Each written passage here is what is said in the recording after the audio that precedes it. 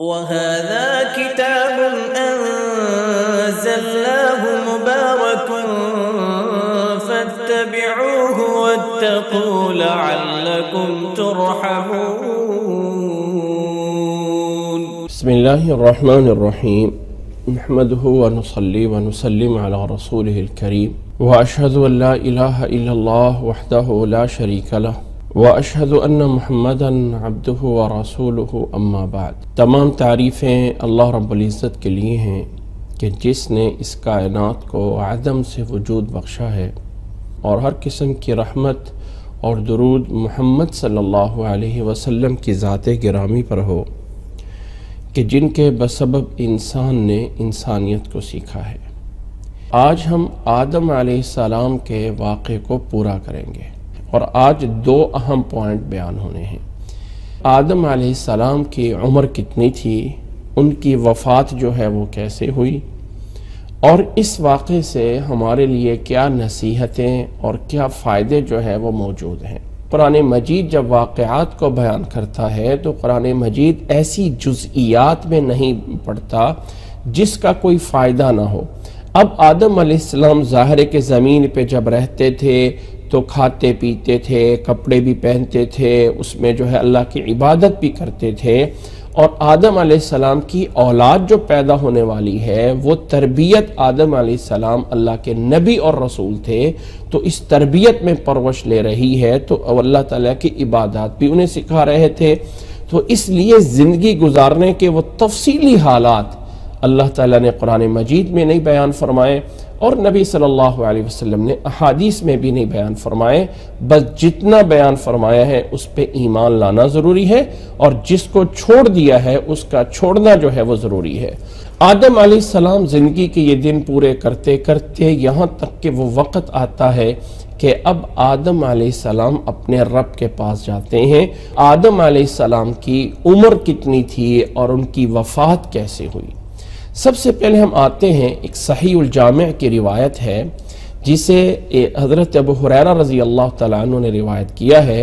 صحیح الجامع میں یہ روایت جو ہے وہ 5208 نمبر پہ شیخ البانی رحمہ اللہ اس روایت کو صحیح قرار دیتے ہیں۔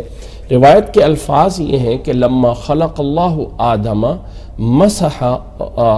ظہرہ، جب آدم علیہ السلام کو اللہ نے پیدا فرمایا تھا تو ان کی پیٹھ پہ ہاتھ پھیرا، فسقط من ظہرہ کل نسمۃ هو خالقها الى یوم القیامہ، تو آدم علیہ السلام کی پیٹھ تھے، آدم علیہ السلام کی پیٹھ سے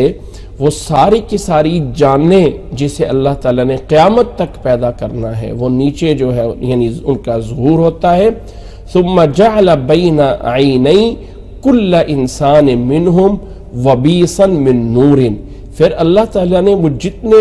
بھی انسانوں کو قیامت تک پیدا کرنا تھا ان کے دونوں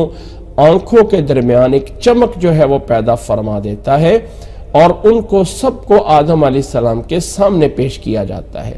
فقال اے رب من ہؤلاء، آدم علیہ السلام کہتے ہیں کہ اے میرے رب یہ کون ہے؟ تو قال، اللہ تعالیٰ فرمایا ہے ہؤلاء ذریتک، یہ تیری اولاد ہے۔ فرآ رجلا منہم اعجبہ نورہ ما بین عینیہ، آدم علیہ السلام ان اپنی مخلوق میں سے ایک انسان کو دیکھتے ہیں اور ان کے آنکھوں کی وہ چمک جو ہے آدم علیہ السلام کو اچھی لگتی ہے۔ فقال اے رب من ھذا، پوچھتے ہیں اے میرے رب کون ہے یہ؟ قال رجل من ذریتک، اللہ فرماتا ہے تیری اولاد میں سے بعد کی امتوں میں سے ایک آدمی ہے، یقال لہ داود، اس کا نام ہوگا داود۔ قال اے رب کم عمرہ، فرمایا کہ اے میرے رب اس کی عمر کتنی ہوگی؟ قال 60 سنہ، 60 سال ان کی عمر ہوگی۔ قال، آدم علیہ السلام فرماتے ہیں فزدہ من عمری 40 سنہ، کہ اے اللہ میری عمر میں سے 40 سال آپ ان کو دے دیجئے۔ قال اذن یکتب وَيُخْتَمُ وَلَا يُبَدَّلُ، تو اللہ نے فرمایا کہ یہ پھر ایسے ہی لکھ دیا جائے گا، مہر لگا دی جائے گی اور پھر تبدیل نہیں ہوگا۔ تو ایسے ہو گیا۔ فَلَمَّا انْقَضَى عُمْرُ آدم، جب آدم علیہ السلام یعنی یہ واقعہ اولاد کا ہونا سامنے عالم اس وقت ہو گیا، بعد میں آ کے جب آدم علیہ السلام کی عمر پوری ہوتی ہے تو ملک الموت فرشتے آئے، جاءہ ملک الموت فقال اولم یبق من عمری 40 سنہ، تو آدم علیہ السلام نے فرمایا کہ کیا میری عمر کے ابھی 40 سال باقی نہیں ہے؟ قالا، تو آگے سے بتایا گیا کہ اولم تعطیہا ابنک داود، کہ وہ 40 سال تو آپ اپنے بیٹے داود کو دے چکے ہیں۔ فجحد آدم فجحد ذریتہ، یہاں آدم علیہ السلام انکار کر گئے کہ ان کو یاد نہیں تھا، اسی طرح ان کی اولاد بھی بھولتی گئی اور ان کو انکار ہوا۔ ونسی آدم ونسیت ذریتہ، یہاں پہ آدم علیہ السلام بھی بھول گئے تھے اور ان کی اولاد بھی بھول جاتی ہے۔ وخطئ آدم وخطئت ذریتہ، خطا میں لغزش میں آدم علیہ السلام ہوئے اور اسی طرح ان کی ذریت بھی لغزش میں آ جاتی ہے۔ اب یہ حدیث جو کہ صحیح ہے اللہ کے نبی صلی اللہ علیہ وسلم کے فرمان سے، یہاں پتہ چلتا ہے کہ آدم علیہ السلام کی عمر میں سے 40 سال جو ہے انہوں نے داؤد علیہ السلام کو عطا کر دیے تھے۔ اب اسی حدیث کی روایت میں کچھ دوسری اسناد میں یہ الفاظ بھی موجود ہیں کہ آدم علیہ السلام کی عمر کے جب 960 سال ہو گئے، گویا کہ اب ان کو 1000 سالوں میں سے 40 سال جو ہے وہ رہ گئے، تو تب یہ ملک الموت کا فرشتہ آیا تھا، جس سے پتہ چلتا ہے کہ آدم علیہ السلام کی عمر جو ہے وہ 960 سال یا 1000 سال تھی۔ اب آگے جو ہے یہاں پر بہت بڑی وضاحت موجود نہیں ہے، ہاں کچھ روایات میں ہے، لیکن یہ اضافہ ان روایات میں قابل اعتبار نہیں ہے کہ آیا آدم علیہ السلام کو اللہ تعالیٰ نے وہاں 960 سال پہ ہی اٹھا لیا، یا اللہ تعالیٰ نے آدم علیہ السلام کو جو ہے وہ 40 سال آدم علیہ السلام کو بھی زیادہ دے دیے اور ادھر سے داؤد علیہ السلام کو بھی اللہ تعالیٰ نے زیادہ دے دیے تھے۔ واللہ عالم، یہاں پر کوئی بھی ایسی رائے نہیں دی جا سکتی۔ اللہ تعالیٰ کے ہاں جو وقت مقرر ہے اس سے آگے کوئی چیز ہوتی نہیں ہے، تو بہتر اگر یہ کہا جائے کہ آدم علیہ السلام کی وہ والی عمر جو اللہ نے شروع میں مقرر کی تھی وہ اب 960 سال تھی، یا پورے جو ہے وہ 1000 سال تھی، اتنی انہوں نے عمر پوری کی اور پھر اللہ کے پاس جو ہے اٹھائے جاتے ہیں۔ یہاں پر یہ بھی بات سمجھ لی جائے کہ آدم علیہ السلام کی عمر اب کتنی طے پائی ہے، ان کی عمر جو ہے وہ 1000 سال تھی۔ اب 1000 سال میں سے 40 سال کم ہوئے ہیں یا نہیں ہوئے، اللہ اعلم، ہم اپنی طرف سے کوئی چیز جو ہے وہ نہیں پیش کر سکتے ہیں۔ اب آدم علیہ السلام کی وفات جو ہے وہ کس دن ہوئی، یہ باقاعدہ بھی حدیث میں موجود ہے۔ اللہ کے نبی صلی اللہ علیہ وسلم کی حدیث کے الفاظ ہیں، اور یہ حدیث پیچھے گزر چکی ہے، خیر یوم طلعت فیہ الشمس یوم الجمعہ، سب سے بہترین دن جمعے کا دن ہے جس میں سورج طلوع ہوا، اسی میں آدم علیہ السلام پیدا کیے گئے۔ وفیہ اہبط وفیہ تیب علیہ وفیہ قبض وفیہ قبض، جمعے کے دن میں آدم علیہ السلام پیدا کیے گئے، اسی میں زمین پہ اتارے گئے، اسی میں ان کی توبہ قبول ہوئی، اور اسی دن ہی ان کی روح قبض کی گئی تھی، اسی دن ہی ان کی جو ہے وہ وفات ہوئی تھی، اور اسی دن قیامت قائم ہونی ہے۔ اور یہ روایت پیچھے ہم جان چکے ہیں کہ یہ روایت صحیح ہے۔ تو آدم علیہ السلام کی وفات بھی جمعے والے دن ہوئی تھی، اور یہاں پہ میں اس روایت کو پیش کرنا ضروری سمجھتا ہوں جو کہ مسند احمد میں روایت حضرت عبداللہ ابن عمر رضی اللہ تعالیٰ عنہ سے، کہ رسول اللہ صلی اللہ علیہ وسلم نے ہماری اس امت میں، ہمارے نبی صلی اللہ علیہ وسلم نے بیان فرمایا ہے، جس شخص کی جمعے کی رات کو وفات ہو گئی، اور کچھ روایات صحیحہ کا ایڈ کر لیا جائے کہ تو اس میں جمعے کا دن بھی موجود ہے، کہ جمعے کی رات یا جمعے کے دن وفات ہو گئی، اللہ تعالیٰ اس کو عذاب قبر سے محفوظ فرما لے گا۔ یہ چونکہ جمعے کا تذکرہ آیا ہے تو ضمناً یہ بات ہو گئی ہے کہ جمعے والے دن یا جمعرات کو اگر کوئی وفات پا جاتا ہے تو مسند احمد کی روایت حضرت عبداللہ ابن عمر رضی اللہ تعالیٰ عنہ سے کہ اللہ تعالیٰ اس بندے کو عذاب قبر سے محفوظ کر لیتا ہے، یہ صحیح روایت موجود ہے۔ آدم علیہ السلام جمعے والے دن ہی پیدا ہوتے ہیں اور جمعے والے دن ہی وفات پاتے ہیں۔ یہ دوسرا پوائنٹ جو ہے وہ پورا اور کلیئر ہوتا ہے۔ یہاں پہ چند باتیں ہیں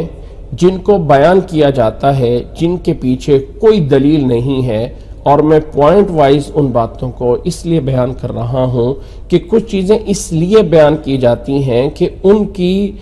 کو جو ہے وہ بطور دلیل نہ بنایا جائے، لیکن افسوس یہ ہے کہ بعض دفعہ لوگ آگے پیچھے کی بات سنے بغیر اس کو دلیل بنا لیتے ہیں، اور اس سے جو ہے یعنی حالانکہ یہ چیزیں ایز اے تنبیہن بتائی جاتی ہیں۔ نوٹ کر لیجئے کہ یہ چیزیں صحیح حدیث سے ثابت نہیں ہیں۔ نمبر 1 روایت پیش کی جاتی ہے جس میں یہ ہے کہ صلت الملائکۃ علی آدم علیہ السلام پہ فرشتوں نے نماز جنازہ پڑھی، فکبرت علیہ 4 اور فرشتوں نے 4 تکبیریں کہی تھی، اور نبی صلی اللہ علیہ وسلم نے فرمایا ہے وقالت، اور فرشتوں نے بھی یہ کہا هذه سنتکم یا بنی آدم، کہ اے بنی آدم یہ ہے تمہارے طریقہ، یعنی یہ ہے تمہارا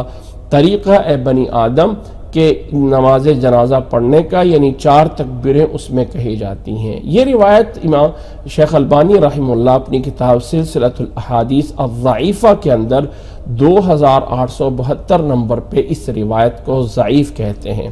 لہٰذا اس بات کو کہنا کہ آدم علیہ السلام کی وفات کے بعد فرشتوں نے آ کے ان کا نماز جنازہ پڑھا، تو اس کی کوئی دلیل صحیح موجود نہیں ہے۔ نمبر 2، آدم علیہ السلام نے وفات سے پہلے اپنے بیٹے شیس علیہ السلام جو کہا جاتا ہے کہ یہ بھی پیغمبر تھے علیہ السلام، اور ان کے بارے میں جو یہ آدم علیہ السلام کی اولاد سے تھے، جس کے بارے میں یہ بتایا جاتا ہے کہ آدم علیہ السلام کی جب عمر 1020 سال کے پاس پہنچی تو تب یہ پیدا ہوئے، اور آدم علیہ السلام اور حوا علیہ السلام کی عمر جو ہے یعنی ان کے ہاں پیدائش جڑواں بیٹا اور بیٹی ہوتے تھے، لیکن شیس علیہ السلام اکیلے پیدا ہوئے تھے، اور یہ بدلہ تھا اس کا جو کہ ان کے بیٹے حابیل پہلے قتل ہو چکے تھے، جس کو قابیل نے قتل کیا تھا۔ تو یہ جو ہے وہ پیدا ہوئے، جو کہ اس واقعے کے 5 سال بعد پیدا ہوئے تھے۔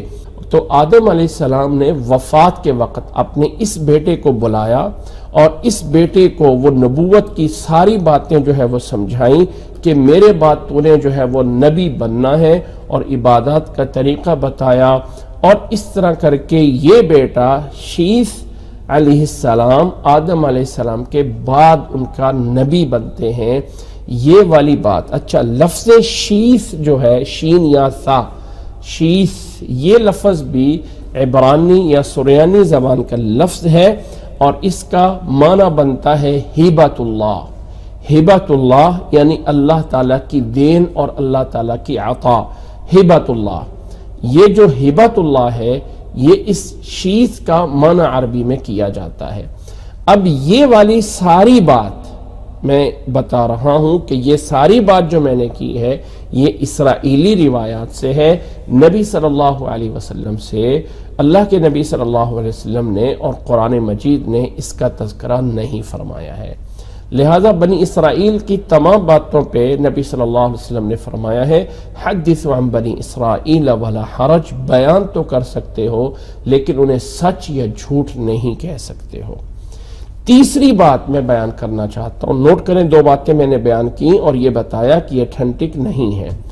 تیسری بات بیان کر رہا ہوں کہ آدم علیہ السلام کی وفات پہ سورج اور چاند دونوں کو 7 دن اور 7 راتوں تک گرہن لگا رہا۔ یہ جو ہے گرہن لگا رہا، خسفت الشمس والقمر، چاند اور سورج 7 دن تک ان کو گرہن لگا جب آدم علیہ السلام وفات پائی تھی۔ یہ والی بات بھی اللہ تعالیٰ نے قرآن مجید میں یا اللہ کے نبی صلی اللہ علیہ وسلم نے حدیث میں بیان نہیں فرمائی ہے۔ چوتھے نمبر پہ یعنی تاریخ کی کتابوں میں لکھا ہوا ہے کہ آدم علیہ السلام کی وفات کے بعد حوا علیہ السلام کو بہت زیادہ غم ہوا، اور وہ ان کی قبر کے پاس 40 دن تک بیٹھی رہی بغیر کھانے اور پینے کے۔ آدم علیہ السلام کی قبر پہ جو ہے وہ 40 دن تک حوا علیہ السلام جو ہے وہ بیٹھی رہیں، اور اسی سے جو ہے وہ بیمار ہو گئیں، کمزور ہو گئیں، اور پھر آدم علیہ السلام کے 1 سال بعد حوا علیہ السلام فوت ہوئیں، اور فوت ہونے کے بعد انہیں جو ہے ان کی بیٹیوں نے انہیں غسل دیا، اور آدم علیہ السلام کے برابر جو ہے انہیں جو ہے وہ کفن میں جو ہے وہ ڈال دیا۔ یہ بات بھی اللہ تعالیٰ نے قرآن مجید میں یا نبی صلی اللہ علیہ وسلم نے صحیح احادیث میں کہیں بیان نہیں ہوئی ہے۔ یہ والا بات بھی کہ آدم علیہ السلام کے پاس حوا علیہ السلام 40 سال بیٹھی رہی، اس کو کوئی بندہ دلیل کے طور پہ پیش نہیں کر سکتا ہے کہ یہ بات صحیح ہے۔ اسی طرح اگلی بات سمجھ لیجئے کہ جب طوفان نوح آیا تو اس طوفان نوح کے اندر جو قبر تھی حوا علیہ السلام کی، اس میں سے ان کی میت تابوت میں ہوئی باہر نکلتی ہے پانی میں، اور پھر جب پانی نیچے آتا ہے تو نوح علیہ السلام ان کو اسی جگہ پہ دفن کر دیتے ہیں۔ یہ والی بات بھی جو تاریخوں میں یا ہسٹری میں نوٹ کی گئی ہے، اس کے بارے میں بھی کوئی صحیح روایت اللہ تعالیٰ سے قرآن مجید میں یا نبی صلی اللہ علیہ وسلم سے احادیث میں کہیں نہیں بیان کیا گیا ہے۔ اب چلتے ہیں اس سے اگلے پوائنٹ پہ، اور اگلا پوائنٹ یہ ہے کہ آدم علیہ السلام کی قبر کہاں پہ ہے، حوا علیہ السلام کی قبر کہاں پہ ہے۔ اس کے بارے میں بہت ساری آراء موجود ہیں۔ اگر میں ساری آراء کو جمع کر دوں تو 5 اقوال بنتے ہیں، 5 رائے بنتی ہیں۔ پہلی رائے موجود یہ ہے کہ آدم علیہ السلام کی قبر جو ہے وہ جبل ابی قبیس کے پاس ہے، جو کہ مکہ مکرمہ کے مشرق والی سائڈ پہ جو پہاڑ آتے ہیں ان میں سے ایک پہاڑ کا نام ہے ابی قبیس یا ابی قبیس۔ ابی قبیس کے نام سے یہ پہاڑ جانا چاہتا ہے۔ اس کی طرف جو ہے اور اسی کی طرف جو ہے وہ حجر اسود بھی ہے، تو اس طرف جو ہے یہ پہاڑ ہے، اور اس کے اندر جو ہے غار میں ان کی جو ہے وہ قبر موجود ہے، اور اس پہاڑ کو کے اوپر بہت سارے صحابہ بھی جو ہے وہ چڑھتے رہے ہیں، اور قریش اس کے اوپر لقب امین بھی اس پہاڑ کو کہتی تھی۔ امین جو ہے اس کو جو ہے وہ کہا جاتا تھا۔ یہ والی رائے امام سخاوی نے اپنی کتاب میں نوٹ کی ہے۔ اسی طرح بہت بڑے مورخ ابن بطوطہ کے نام سے گزرے ہیں، انہوں نے بھی اپنی تاریخ میں اس بات کو لکھا ہے، لیکن یہ بات بھی کسی یعنی دلیل سے نہیں ہے، نہ ہی اللہ تعالیٰ کے قرآن مجید میں ہے اور نہ ہی نبی صلی اللہ علیہ وسلم کی احادیث میں اس چیز کو بیان کیا گیا ہے، اور تاریخ میں بھی واقعاتی دنیا میں بھی کہ جبل ابی قبیس کے پاس کسی غار کے اندر جو ہے یہ قبر موجود ہے، اس کی کوئی وضاحت نہیں ہے۔ دوسری رائے یہ ہے، دوسرا قول یہ ہے جس کو شیخ ابو شیخ الاصفہانی جو ہے وہ اپنی کتاب العظمہ میں جو ہے وہ نوٹ کرتے ہیں کہ ان کی قبر سیدنا آدم علیہ السلام کی قبر جو ہے وہ منا کے اندر مسجد خیف کے پاس ہے۔ جب آدم علیہ السلام نے وفات پائی تو اس وقت جبریل علیہ السلام نے ان پہ نماز جنازہ کعبہ کے دروازے کے پاس کیا، اور مسجد خیف والی جگہ پہ انہیں دفن کیا گیا۔ اس کا جو ہے شیخ ابو اصفہانی نے اپنی کتاب میں اس رائے کا ذکر کیا ہے، جبکہ یہ اس کے پیچھے بھی کوئی دلیل موجود نہیں ہے۔ تیسرا قول اس کے اندر جو ہے وہ ہے موضع قبر سیدنا آدم علیہ السلام عند مسجد خیف۔ ہاں، اس میں رائے ایڈ یہ ہوئی ہے کہ وہیں مینا میں دفن ہوئی، اور جب نوح علیہ السلام کے دور میں طوفان آیا، وہ طوفان جو پانی کا طوفان تھا، تو یہاں سے آدم علیہ السلام کی قبر کا وہ تابوت باہر نکلا، اور پانی اس کو دھکیل کے جا کے جہاں بیت المقدس ہے، جہاں نبیوں کی قبریں ہیں، وہاں جو ہے وہ دفن کر دیا گیا آدم علیہ السلام کو۔ لیکن اس کے پیچھے بھی کوئی دلیل موجود نہیں ہے، اگرچہ مورخین کی کتابوں میں یہ چیزیں موجود ہیں۔ یاد رکھ لیجئے، ایک اصول اور قاعدہ یاد رکھ لیجئے کہ امت کا اس بات پہ اتفاق ہے کہ محمد صلی اللہ علیہ وسلم کی قبر مدینہ منورہ میں ہے، عائشہ رضی اللہ تعالی عنہا کے حجر مبارک میں ہے، روضۃ النبی عائشہ رضی اللہ تعالی عنہ کا وہ حجرہ ہے جس میں اللہ کے نبی صلی اللہ علیہ وسلم اور حضرت عائشہ رضی اللہ تعالی عنہ رہتے تھے، جو اس وقت مسجد نبی کو وسیع کرنے کی وجہ سے، وسعت دینے کی وجہ سے وہ جگہ مسجد نبوی کے اندر آ گئی ہوئی ہے۔ اور یہاں پہ ایک پوائنٹ سمجھ لیجئے کہ نبی صلی اللہ علیہ وسلم نے قبر جو ہے اس کو مسجد کے ساتھ قبر یا قبر پہ مسجد بنانے کو منع فرمایا ہے۔ تو نبی صلی اللہ علیہ وسلم کی اپنی قبر مسجد میں نہیں تھی، بلکہ وہ عائشہ رضی اللہ تعالیٰ عنہ کے حجرے میں تھی۔ اب وہاں پہ جو اصل بات ہے کہ اللہ کے نبی صلی اللہ علیہ وسلم نے، اللہ کے نبی صلی اللہ علیہ وسلم کی دو چیزیں ہیں، اور وہ یہ ہے کہ آپ صلی اللہ علیہ وسلم نے فرمایا تھا کہ میرے منبر سے لے کے اور میرے گھر کے درمیان کی جو جگہ ہے یہ روضۃ من ریاض الجنہ ہے۔ تو وہ ریاض الجنہ کی جگہ ہے، وہ فکس کر دی گئی منبر کے درمیان اور گھر کے درمیان۔ جب یہ جگہ فکس ہو گئی تو منبر کی جگہ بھی فکس ہوگی، گھر کی جگہ بھی فکس ہو گئی۔ جب مسجد نبی کو وسعت دینے لگے تو منبر کو اور اس محراب کو وہاں سے شفٹ نہیں کر سکتے ہیں۔ تو جب اس کو وہاں سے شفٹ نہیں کر سکتے ہیں دائیں اور بائیں، کیونکہ وہ ریاض الجنہ کی جگہ کو فکس رکھنا ہے تو وہیں پہ رکھنا ہے، تو جب رائٹ سائڈ سے مسجد کو بڑھائیں گے تو لیفٹ سائڈ سے بھی بڑھانی پڑے گی۔ تو اس بڑھانے کی وجہ سے وہ حجرہ اللہ کے نبی صلی اللہ علیہ وسلم کا مسجد نبوی کے درمیان میں آ گیا ہے، یا اس کی ایک سائڈ پہ وہاں پہ آ گیا ہے۔ تو یہ ہے ایک وجہ، اس اللہ کے نبی صلی اللہ علیہ وسلم کی قبر مبارک یہاں پہ ہے، اور اس پہ امت کا اتفاق ہے۔ اللہ کے نبی صلی اللہ علیہ وسلم کے علاوہ یہ ایک اصول اور قاعدہ ذہن میں رکھ لیں کہ جتنے بھی انبیاء ہیں، کسی نبی کی قبر کے بارے میں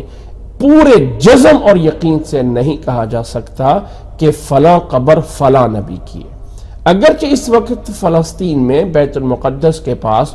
بہت ساری انبیاء کی قبریں ہیں، اور بہت سی قبروں کے بارے میں بتایا جاتا ہے کہ یہ فلاں نبی کی قبر ہے، یہ فلاں نبی کی قبر ہے، یہ فلاں نبی کی قبر ہے، لیکن کسی بھی قبر کے بارے میں علی وجہ الیقین 100% جیسے اتفاق نبی کی قبر کے بارے میں ہے، کسی اور نبی کی قبر کے بارے میں یہ اتفاق موجود نہیں ہے۔ جتنے بھی انبیاء، جتنے بھی رسول آئے ہیں، تو یہاں پر سوائے ایک نبی اور رسول محمد صلی اللہ علیہ وسلم کے علاوہ کسی کی قبر کا کوئی 100% عین الیقین یا علم الیقین سے یا جزمن اور پختہ بات نہیں کی جا سکتی کہ یہ قبر فلاں نبی کی ہے۔ یہ قاعدہ اور اصول یاد رکھ لیجئے۔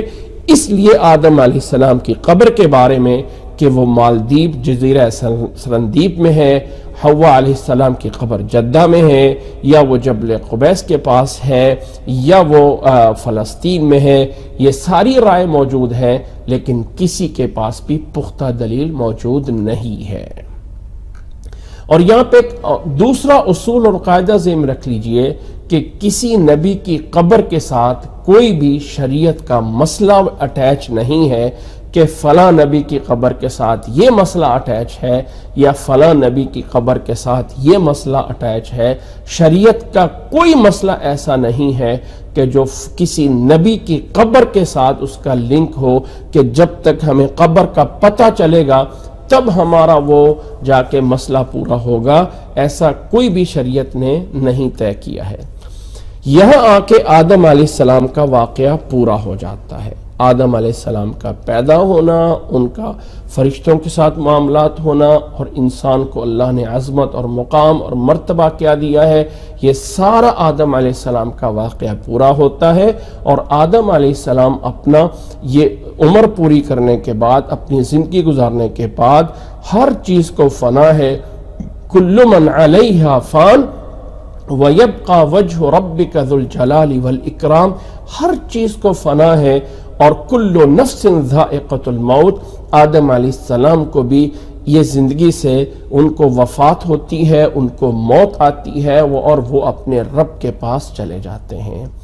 یہاں آ کے واقعہ پورا ہوتا ہے آدم علیہ السلام کا۔ اب چند ایک باتیں، چند ایک پوائنٹ کہ ہمیں اس واقعے سے کیا سبق ملا۔ یا ہمیں اس واقعے سے کیا فوائد ملے ہیں؟ پہلا پوائنٹ یاد رکھ لیجئے، اس واقعے سے ہمیں یہ سمجھ آتا ہے کہ اللہ تعالیٰ جو چاہے، جب چاہے، جہاں چاہے، جیسے چاہے، جس طرح چاہے وہ کر سکتا ہے، اور اللہ تعالیٰ سے یہ نہیں کوئی پوچھ سکتا کہ اے اللہ تو نے یہ کیوں کیا۔ اللہ نے انسان کو پیدا کیا، آدم علیہ السلام کو پیدا کیا، اللہ نے کائنات کو پیدا فرمایا، وہ جو چاہے، جب چاہے، جہاں چاہے، جتنا چاہے، جیسے چاہے، جس طرح چاہے وہ کر سکتا ہے۔ فعال لما یرید ہے، لا یسأل عما یفعل وہم یسألون۔ نمبر 1۔ نمبر 2، فرشتے اللہ کی مخلوق موجود ہیں جو کہ ایک عالم غیبی ہے۔ فرشتوں پہ ایمان لانا یہ بھی غیب کے ایمان میں سے ہے۔ فرشتے اللہ تعالیٰ نے انہیں جو ہے وہ نور سے پیدا کیا ہے، اور ان کے اعمال مقرر ہیں، فلاں فلاں فلاں فلاں فرشتے یہ کرتے ہیں۔ نمبر 3، فرشتے اللہ تعالیٰ کی عبادت کے لیے خاص ہیں کہ فرمایا تھا وَنَحْنُ نُسَبِّحُ بِحَمْدِكَ وَنُقَدِّسُ لَكَ، اے اللہ ہم تیری تسبیح بیان کرتے ہیں، تیرا تقدس بیان کرتے ہیں، تیری پاکی بیان کرتے ہیں۔ تو فرشتے اللہ کی عبادت کے ساتھ مخصوص ہیں۔ نمبر 4، یہ یاد رکھ لیجئے کہ اللہ تعالیٰ کے اعمال میں سے اگر کسی عمل کی حکمت کا پتہ نہیں چلتا ہے کہ یہ کام اللہ نے کیوں کیا، تو اس حکمت کا جاننا کوئی فرض یا واجب یا مستحب نہیں ہے، بس انسان پہ لازم ہے کہ اس کو تسلیم کر لیا جائے۔ اللہ تعالیٰ نے اس کائنات کو اس لیے پیدا کیا کہ حکمت یہ تھی کہ محمد صلی اللہ علیہ وسلم کو پیدا کرنا تھا۔ لولاک لما خلقت الافلاق، یہ روایت موضوع اور من گھڑت ہے۔ اللہ تعالیٰ کی بہت ساری حکمتیں ہیں کہ جس کی وجہ سے اللہ نے اس کائنات کو پیدا کیا،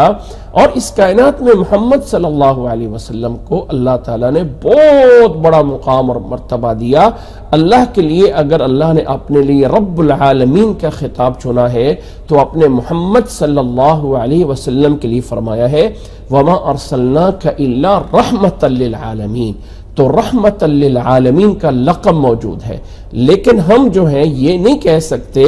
کہ یہ کائنات اس کی وجہ سے بیان پیدا ہوئی، بلکہ اللہ عالم جو بھی حکمت تھی انسان کی پیدائش میں، انسان کو اس حکمت پہ تسلیم کرنا ضروری ہے۔ اسی طرح اس واقعے سے ہمیں یہ بھی پتہ چلا ہے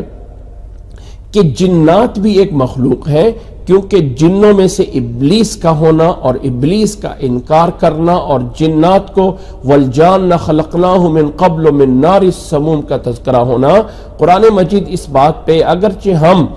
ظاہری اسباب سے اس طرح کر کے تحقیق نہیں کر پاتے کہ کہاں جن ہیں، کیسے ہیں، اللہ نے بتا دیا ہے۔ تو جنات جنہیں آگ سے پیدا کیا گیا ہے، اس مخلوق کے بھی جو اعمال اللہ نے بتائے ہیں اس پر بھی ایمان لانا ضروری ہے۔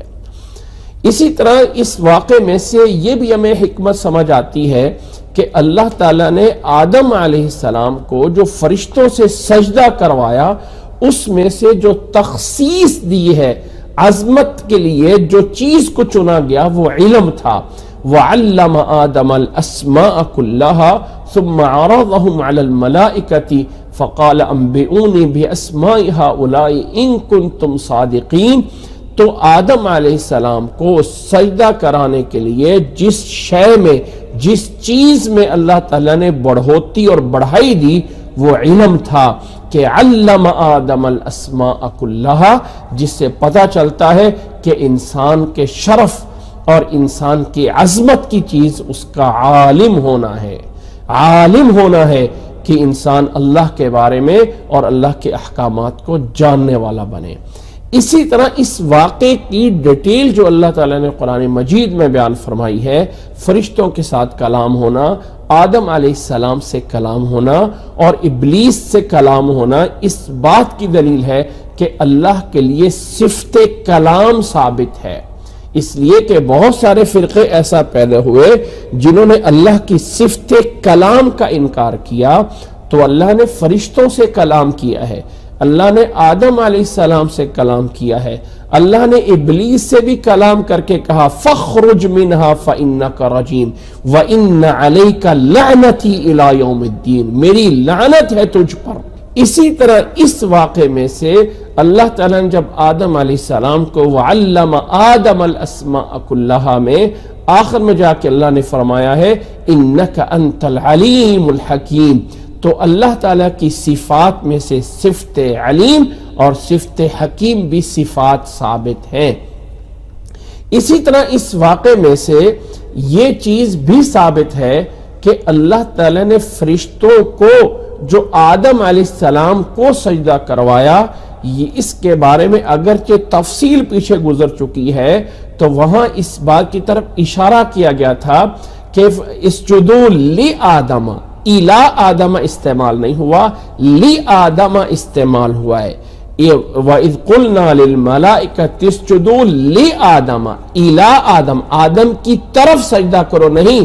آدم کے لیے سجدہ کرو۔ ہم کعبہ کو سجدہ کر رہے ہیں، عظمت اللہ تعالیٰ کی ہے اور وہ پتھر ہمارے لیے محض قبلہ ہے، عظمت اللہ کی ہے، لیکن جو سجدہ فرشتوں کا آدم علیہ السلام کے لیے تھا اس میں آدم علیہ السلام کی بھی عظمت مخصوص تھی۔ اگر سجدہ صرف اللہ کے لیے تھا اور قبلہ صرف آدم علیہ السلام ایز اے قبلہ بنائے گئے تھے تو پھر ابلیس کو انکار کرنے کی کوئی وجہ نہیں تھی، کیونکہ سجدہ تو اللہ کو ہو رہا تھا نا، آدم کو تو نہیں ہو رہا، آدم تو ایز اے قبلہ ہو رہے ہیں۔ آج بھی اگر ہم کعبہ کو سجدہ کر رہے ہیں تو کعبہ تو ایز اے قبلہ ہے، کعبہ تو قبلہ ہے، سمت ہے، سائیڈ ہے، جہت ہے کہ یہاں ہم نے سجدہ کرنا ہے، گھر تو ہم اللہ کو رہے، ہم اس پتھر کو تو کچھ نہیں سمجھتے ہیں، نہ ہی معبود، نہ ہی الہ، نہ ہی حاجت روا، نہ ہی مشکل کشا۔ حاجت روا، مشکل کشا، بنانے والا، بگڑیاں سنوارنے والا، سب کچھ وہ اللہ وحدہ لا شریک ہے، عظمت مرتبہ اسی کا ہے، اسی کے لیے سجدہ ہے۔ تو آدم علیہ السلام کے سجدے میں اللہ نے فرمایا وَإِذْ قُلْنَا لِلْمَلَائِكَةِ اسْجُدُوا لِآدَمَ، تو آدم کے لیے سجدہ تھا لیکن حکم ربی اور حکم اللہ تھا، تو عبادت اللہ کی تھی اور عظمت اس میں بنی آدم کو عظمت تھی۔ اسی لیے ابلیس نے سجدے سے انکار کیا تھا کہ عزت، احترام اور ادب اس مخلوق کے لیے عظمت ہو رہی ہے، محض قبلہ اگر ہوتا تو ابلیس کو اس میں انکار کی کوئی وجہ نہیں بنتی تھی۔ اسی طرح اس واقعے میں سے ہمیں یہ بھی چیز ملتی ہے کہ ابلیس کا انکار کرنا سجدے سے اور کفر کرنا، اس کا بنیاد ایک ایسا گناہ تھا جسے حسد کہا جاتا ہے۔ قال انا خیر منہ خلقتنی من نار وخلقتہ من طین، ابلیس نے کہا میں بہتر ہوں، مجھے آگ سے اور اس کو مٹی سے پیدا کیا گیا ہے، آگ بڑی چیز ہے، مٹی چھوٹی چیز ہے۔ یہ اس کا حسد تھا جو اس کے یعنی پہلا گناہ جو سرزد ہوا وہ ابلیس نے حسد کی بنیاد پہ کیا تھا۔ اسی طرح ہمیں اللہ تعالیٰ نے جب یہ ان آیات میں فرمایا ہے کہ اہبطوا منہا، اتر جاؤ،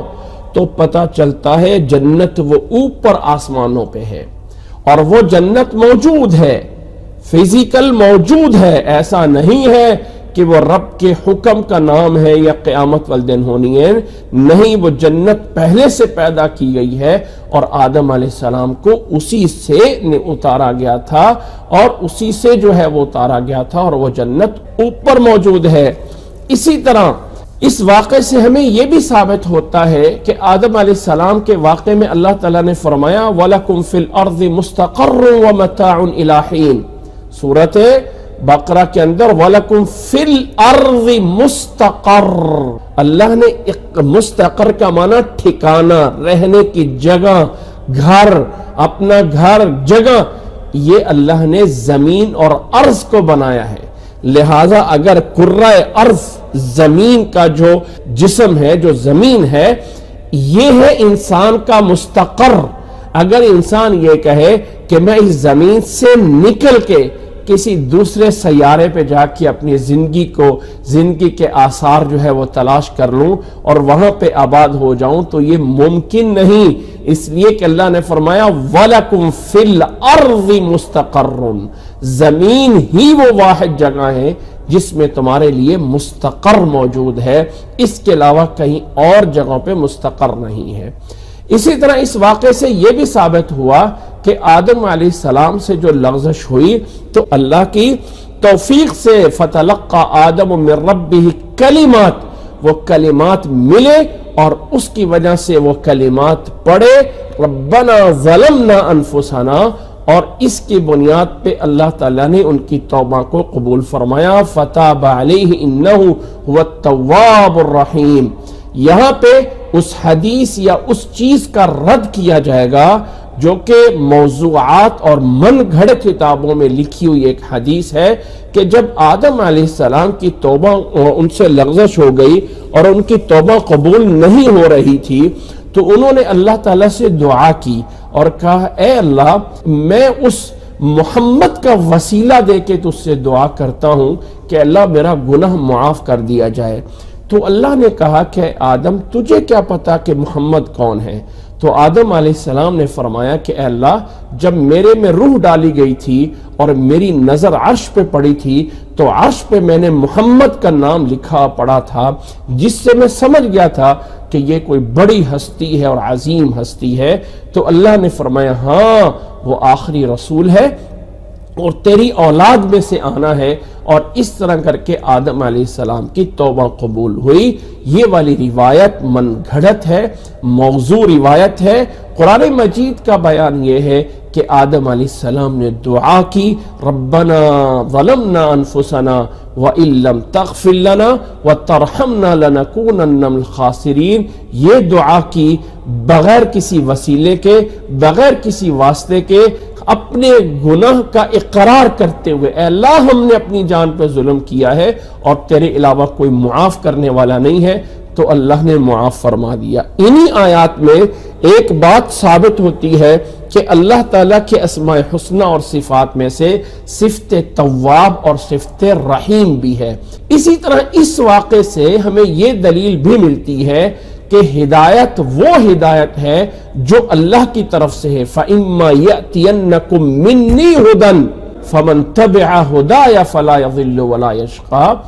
یعنی فَمَن تَبِعَ هُدَايَ فَلَا خَوْفٌ عَلَيْهِمْ وَلَا هُمْ يَحْزَنُونَ، یا سورۃ طٰہٰ میں فَمَنِ اتَّبَعَ هُدَايَ فَلَا يَضِلُّ وَلَا يَشْقَىٰ، سورۃ توبہ میں تبع اور سورۃ طٰہٰ میں اتبع،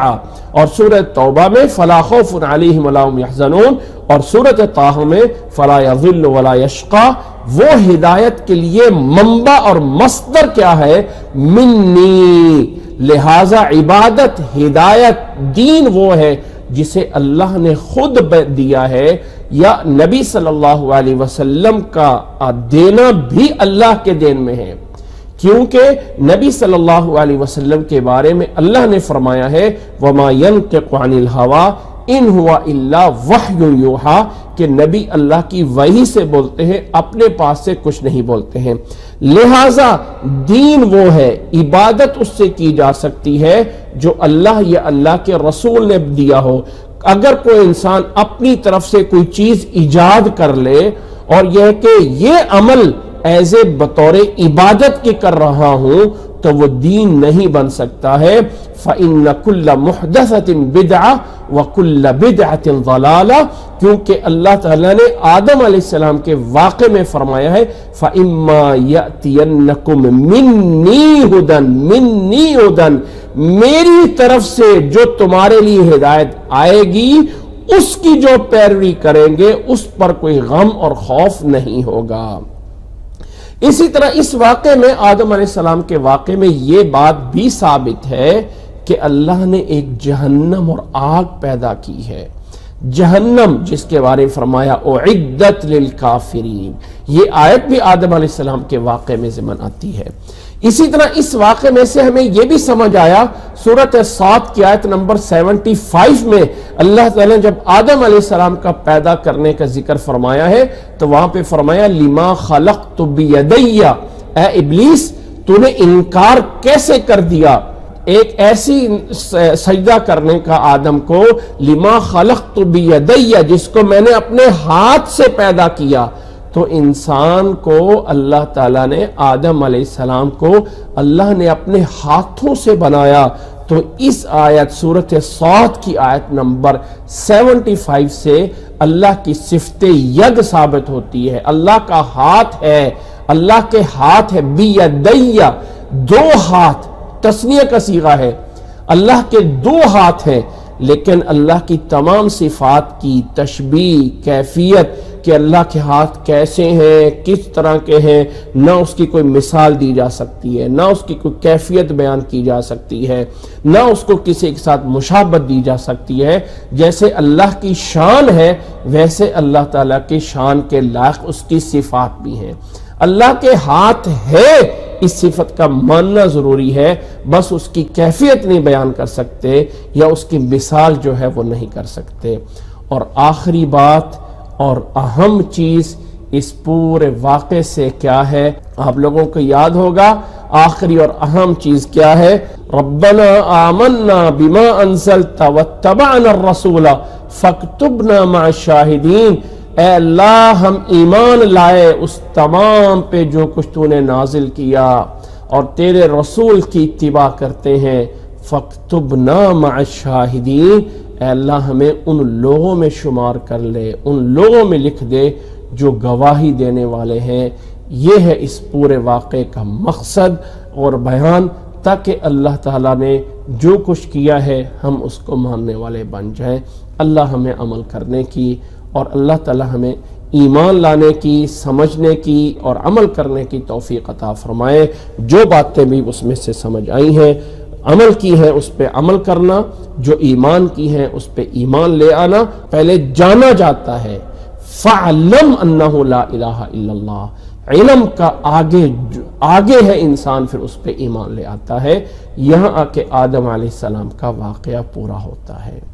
اللہ تعالی ہمیں ہمارے لیے ان تمام چیزوں کو آسان فرمائے. جزاکم اللہ احسن الجزاء وآخر دعوانا ان الحمد للہ رب العالمین.